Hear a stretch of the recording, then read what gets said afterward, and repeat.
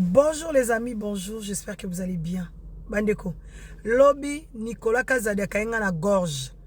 Na lobate, moi lobezate, moi aussi sa live ezate. Nicolas Kazadi, kota omiyoka.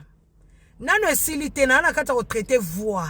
Donc cela veut dire que voix na ngata on ozo ko traiter yango nazo yelande yo. Na oyelande yo Nicolas ngana zana kana no personnel. Nicolas Nazarana kanano depuis l'hôtel Bristol, Nazarana kanano ya makasi ya masekite. Donc cela veut dire que makambo yo to beta ko karato tchena se, to bibo to tchana se.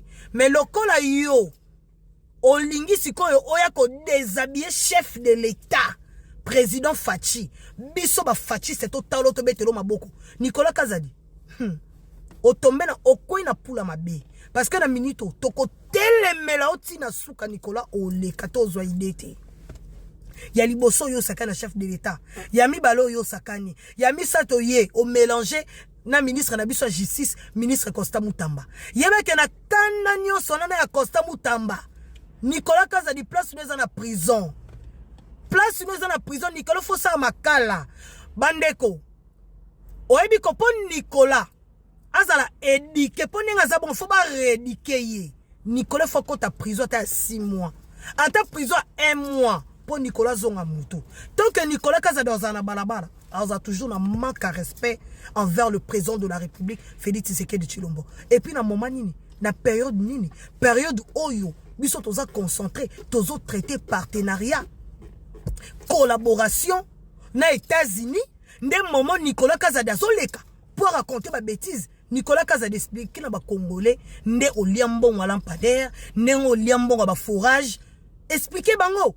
Koya ko raconter ba bêtise té pour mutu oyo yé pour salir et un des chefs de l'état ko kenabiso gauche droite té ko kenabiso gauche droite Nicolas to lato na nzoto Nicolas o lekate to ko traîner na yo na ba poto Nicolas Kazadi o koina pula mabe biso ba fatiste ko to siliki to lingate na fati beto na biso makambo ba risque président de la République Félix Tshisekedi Tshilombo azozwa pona mboka na Congo yo Nicolas o tikala ko zwango te pona biso ba Congolais hein?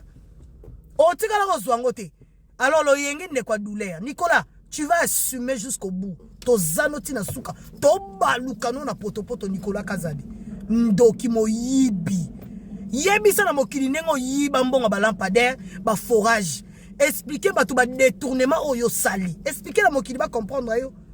Oh non, ba proche président za mal entouré. Mais yo moko entourage à ma bé. Yo zaki entourage nini. Le nom de mon entourage, ingrat. Yo, nazana yo na traité voix na yo. Les amis, ce soir.